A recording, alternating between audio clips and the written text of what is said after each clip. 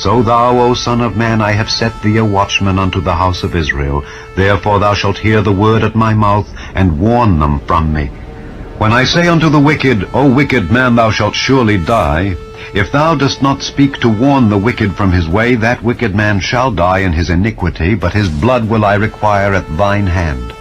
Nevertheless, if thou warn the wicked of his way to turn from it, if he do not turn from his way, he shall die in his iniquity, but thou hast delivered thy soul. Turn ye from your evil ways. For why will ye die, O house of Israel? The righteousness of the righteous shall not deliver him in the day of his transgression. If he trust to his own righteousness and commit iniquity, all his righteousnesses shall not be remembered, but for his iniquity that he hath committed, he shall die for it. For they hear thy words, but they do them not. And when this cometh to pass, lo, it will come, then shall they know.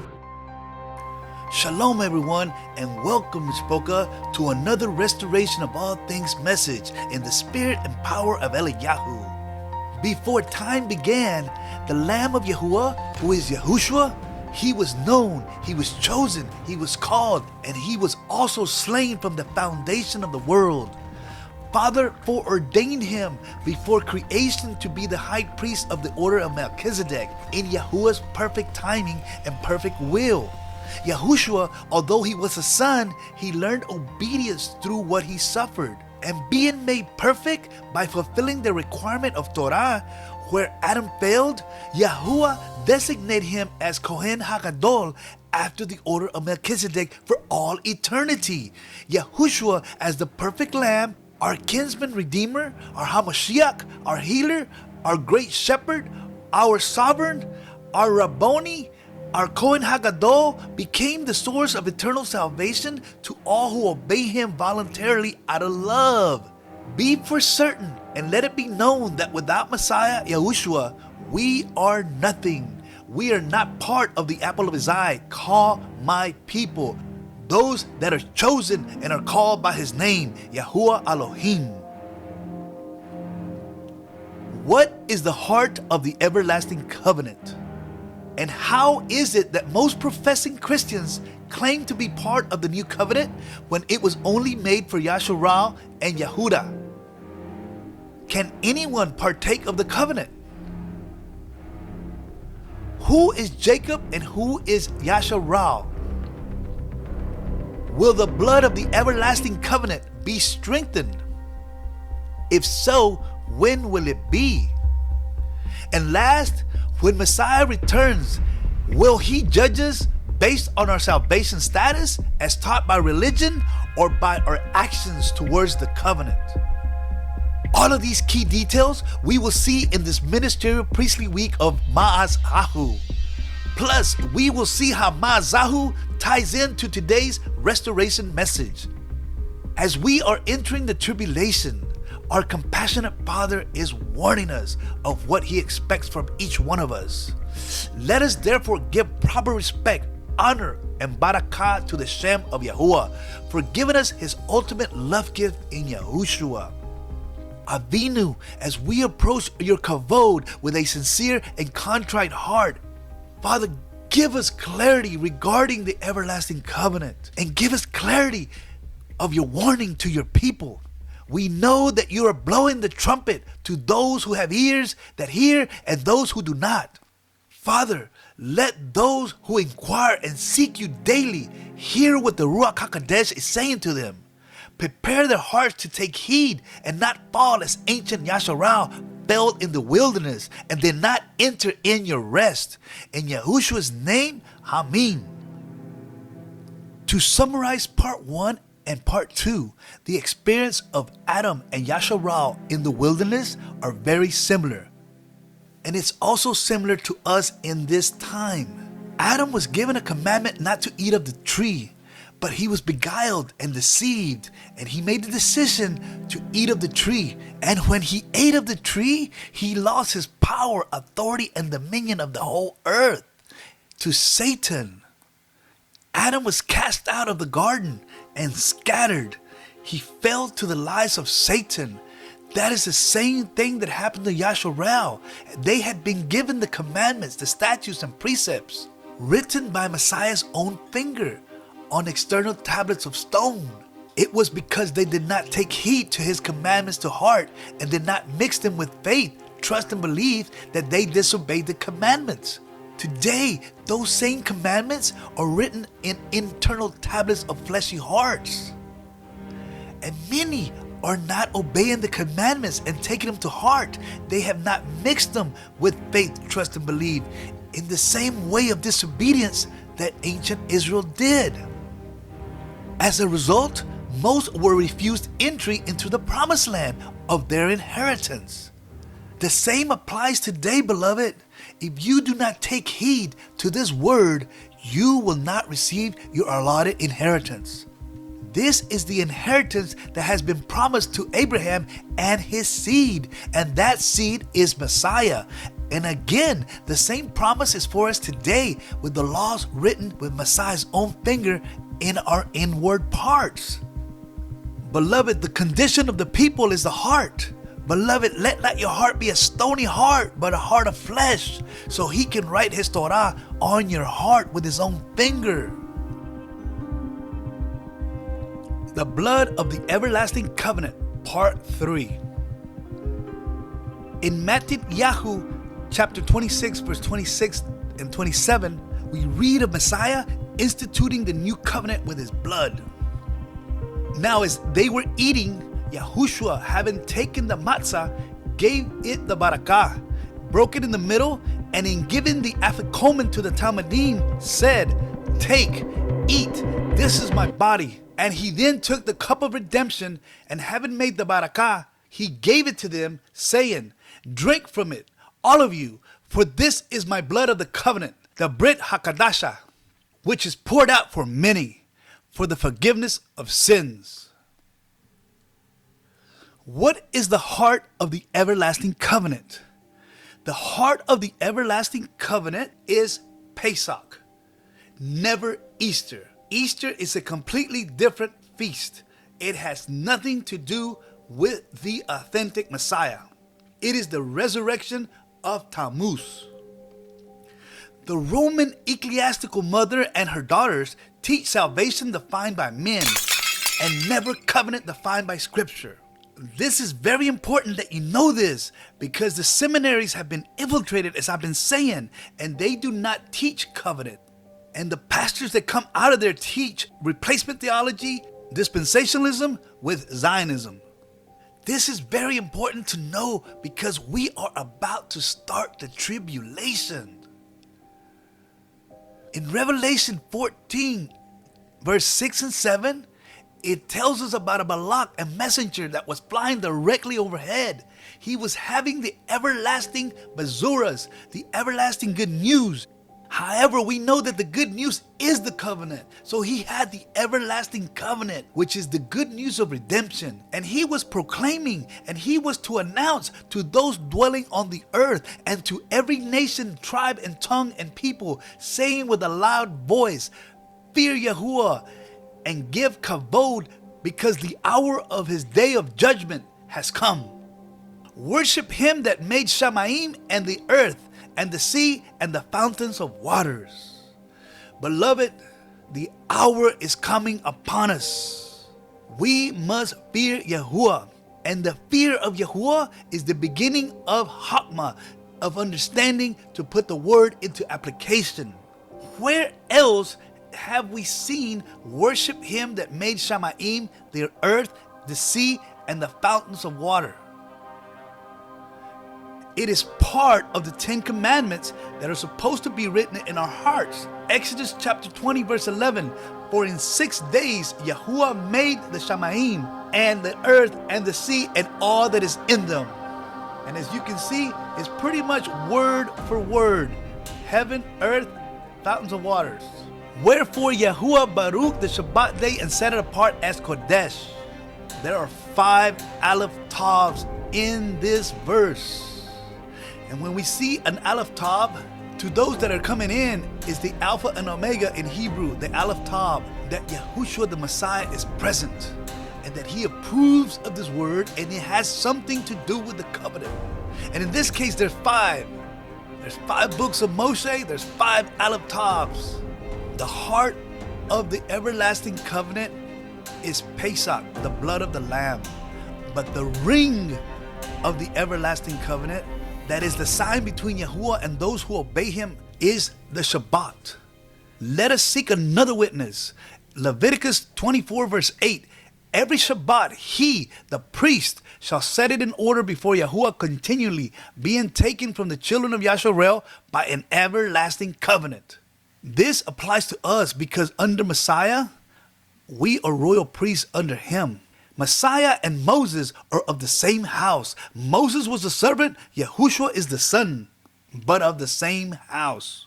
Exodus 31 verse 16, wherefore the children of Yasharel shall keep the Shabbat, to observe the Shabbat throughout their generations for a perpetual covenant. It is the same Hebrew words, Brit Olam, meaning everlasting covenant.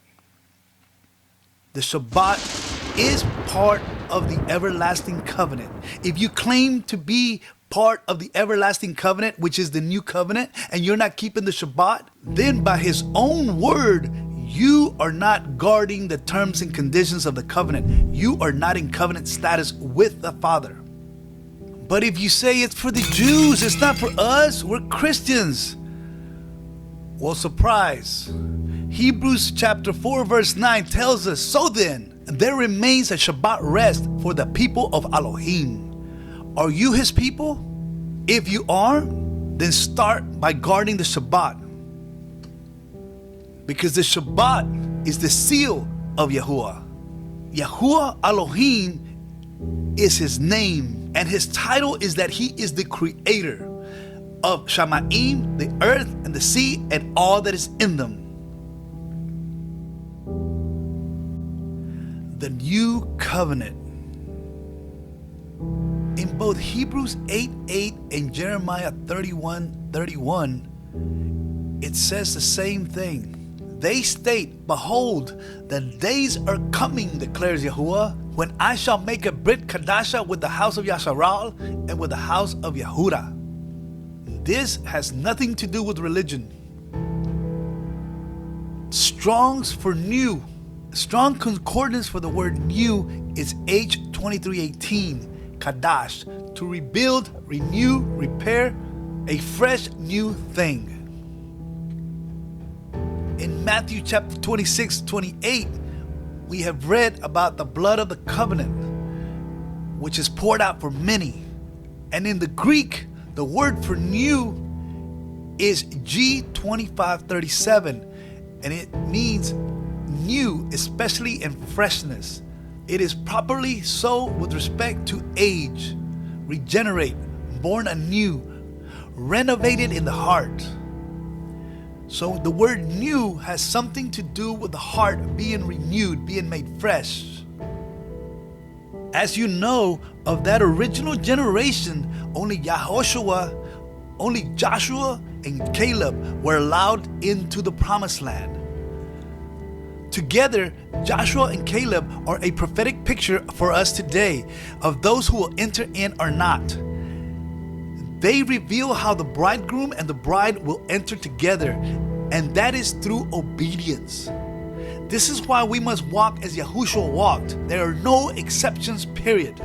We also discovered that Yahuwah Elohim renewed the covenant with a second generation before crossing over the Jordan to enter the land of milk and honey. This is key. I need you to remember that. Why is this important? It is important to know because there's nothing new under the sun. The covenant was made with Abraham in the order of Malkitzedek and was never fulfilled under King David. There will be no rapture. It is the catching away exodus back to the promised land. So let's go over the terms and conditions of the covenant. EliYahu 31, it's also found in Hebrews 8. This covenant is not made according to the covenant that I cut with their fathers in the day that I took them by the hand to bring them out of the land of Mitzrayim, which my covenant they broke. although I was a husband unto them, says Yahuwah, but this shall be the covenant that I will cut with the house of Yasharal after those days, says Yahuwah. I will put my Torah in their inward parts and write it in their hearts, and will be their Elohim, and they shall be my people. This Torah belongs to the Aleph Tav. It does not belong to religion. It belongs to Yahushua. Yahushua is Yahuwah Elohim, and he came in his Father's name to do his will. So it was Yahushua that was dealing with the house of Yasharel in the wilderness. He was the ambassador for Yahuwah.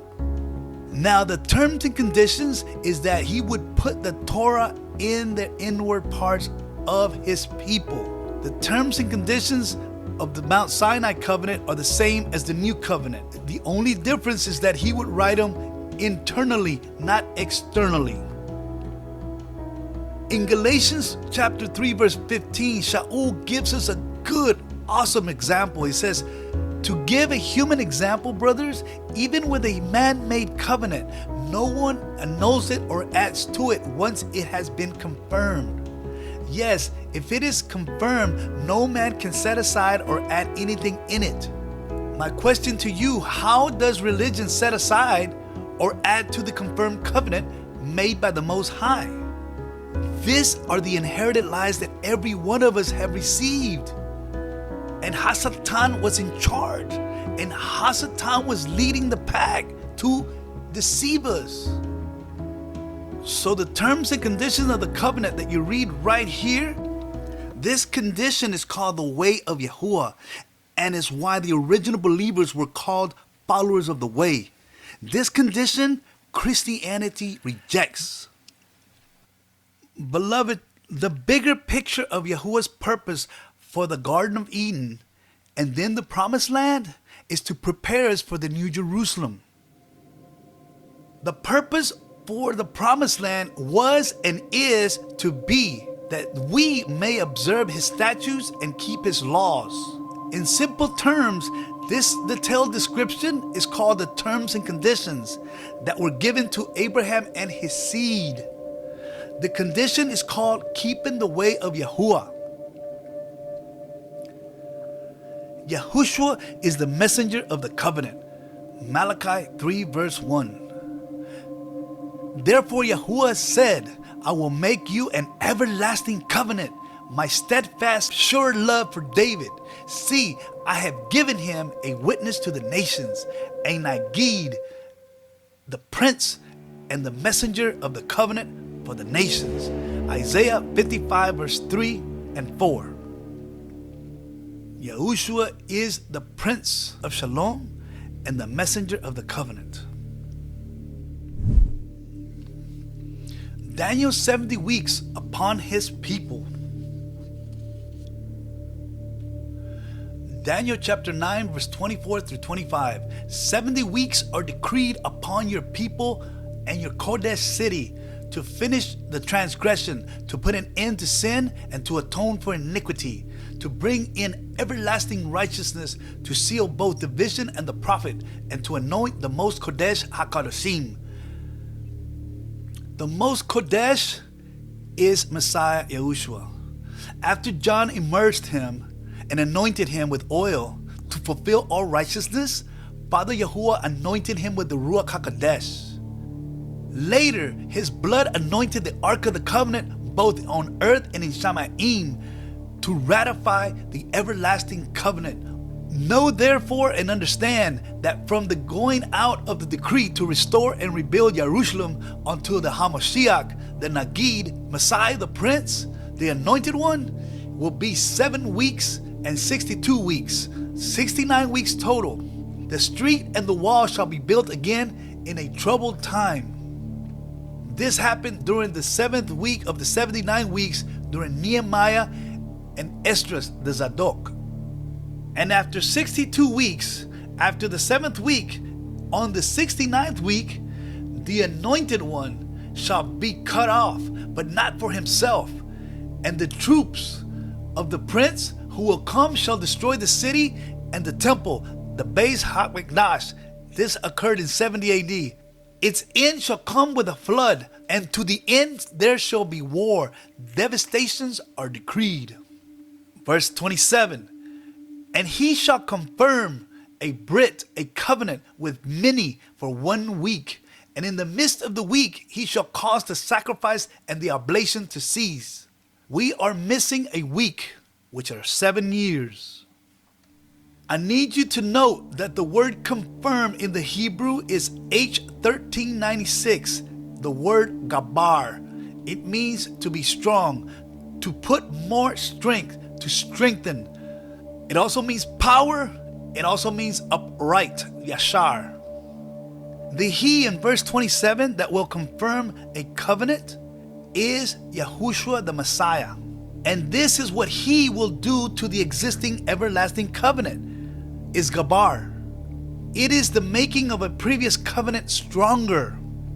It is not a making of a new covenant, but the strengthening of an existing one, a renewal, especially before entering into his rest.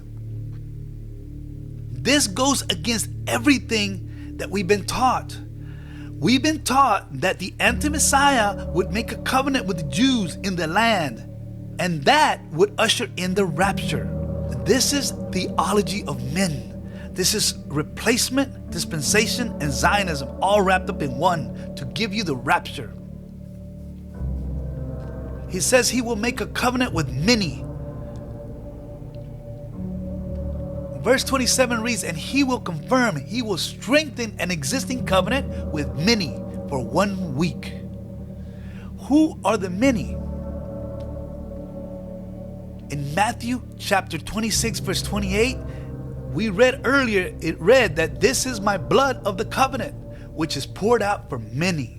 In Hebrews chapter 9 verse 28, Messiah having been offered once to bear the sins of many, will appear a second time without sin to those who are eagerly awaiting for him for salvation and deliverance from the matrix. Isaiah 53 verse 11, by his knowledge shall my righteous servant justify many. Justify means zadok. It's an adjective word, cause to be, to make, to turn to righteousness. We don't just believe with our mind in Messiah, like religion teaches. No, we put the word into action. We live by every word that proceeds out of the mouth of Yahuwah and put it into action with Messiah in us. Beloved, what this is saying is that Messiah will strengthen the new covenant before the 7-year tribulation. And this ties in with Daniel 12 verse 7, when the book is unsealed to prepare his people for the last 3.5 years of the great tribulation, so the fullness of the nations can come in. Right now, no one wants to hear the truth. No one wants to hear Torah. No one wants to hear the name of Yahuwah or Yahushua, because they're walking carnal. But judgment is upon the earth right now, and soon they will start to see that Yahuwah means business, and some will turn to righteousness, but others won't. And we as Kodeshim need to proclaim his word to those who are lost, to be a light to them and let them know that the judgment is here and that they need to get themselves ready. Otherwise, they will get cut off. Yahuwah is not playing around. The fullness of the harvest is coming. In 1 Chronicles 24 verse 18, we read that the 24th course is to EliYahu and the 24th is to Ma'azahu. These are the 24 courses of the priestly calendar that we are supposed to keep. Today's priestly course ties into this message. The root word Ma'azahu means protection. It means a rescue of Yahuwah. And the root word is Oz, from H5756, which means to be strong, to strengthen. That is figuratively to save by flight, to gather. This will happen before the harvest until the fullness comes in. Beloved, the strengthening of the covenant is to prepare you, to save you, to deliver you, and to gather you for the second Exodus. so that we can meet Yahushua in the air. Now, where does it talk about gathering? Genesis 49 verse 10. It tells us that the Shiloh is Yahushua, and when he comes, unto him shall the gathering of the people be, and these are the ones that obey him. Obey what? Obey his word, obey his Torah. Ephesians 1:10, to administer a plan for the fullness of time. What time? The end of the age, the end of the 6,000 years, the end of Pisces, to gather together in one, all in Messiah. 2 Thessalonians 2 verse 1. Now we request of you, brethren, concerning the coming of our Master Yahushua, the Messiah, and being gathered together unto him, that you may not be shaken in mind from your spiritual composure. Beloved, a lot of us will lose our spiritual composure and let the enemy come in. Many today are making spiritual covenants because of the lack of knowledge. You're consenting and you're making a covenant and you're opening doors and you are being oppressed, even to the point of possession. The choice is yours, beloved. Choose life or death. No action means consent in your part. Let us continue Daniel's 70th week. This is a recap of everything we read. Each of the 70 weeks is 7 years. Point 1. From the going of the decree to restore and rebuild Jerusalem unto Mashiach Nagid, the Messiah the Prince, will be 69 weeks. Everything will come to a fullness at the end of the 70th week. Point 2. The street and the wall rebuilt by Nehemiah and Esdras happened in the 7th week. Point 3. Messiah would institute the blood covenant in the 1st century in 30 AD at Passover, according to Matthew 26:26. Point 4. Then, after 62 weeks from Nehemiah to the 69th week, Messiah is cut off in the middle of the week, or at 3.5 years of the 69th week, according to Daniel 9:26. At this point, the red heifer and the Yom Kippur sacrifice ceased to be accepted by Yahuwah after 30 AD. The temple and the city were burnt up prior to the 70th week, and this occurred in 70 AD, according to Daniel 9 verse 26. Now then, he shall confirm a covenant with many for 1 week, 7 years. This is Daniel 9 verse 27. When is this week coming? The age of Pisces, the fish, started around 1 AD, and Messiah died and resurrected in 30 AD. An age is roughly 2,000 years. If you add 30 plus 2,000 is 2030. And then if you subtract 7 years, you come out to 2023, which is this year. So by the calculations of the numbers, we are due to start the tribulation in 20 days. Daniel 9:27, and in the middle of the 70th week he shall cause the sacrifice and the oblation to cease. This is very important, beloved, because the mark of the beast is coming into play on this one. Yahuwah is allowing the abomination of transhumanism to happen.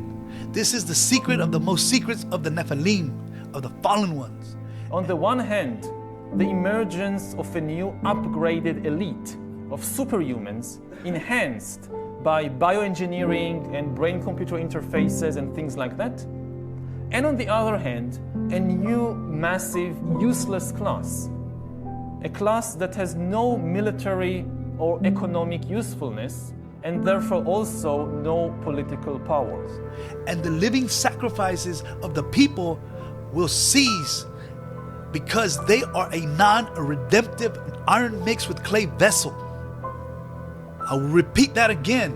The living sacrifices, because we are in the Melkitzedek priesthood and we are the temples of Yahuwah, our temple bodies are his house. Your living sacrifices will not be accepted because most will be non-redemptive. You will be an iron mixed with clay vessel. The hour of his judgment has come, according to Revelations 14:6-7. And Hebrews 4 verse 1 and 2 tells us, let us therefore fear Yahuwah, lest a promise of being left to us of any of you should come short of it. For unto us was the good news preached, as well as unto them. So ancient Israel received the good news that we received, meaning they received the covenant. They entered the covenant and made a golden calf. Today, beloved, do not let your forsaking of the Torah be your golden calf. I pray that these verses convict you so that you may repent, come to His truth, and know His ways.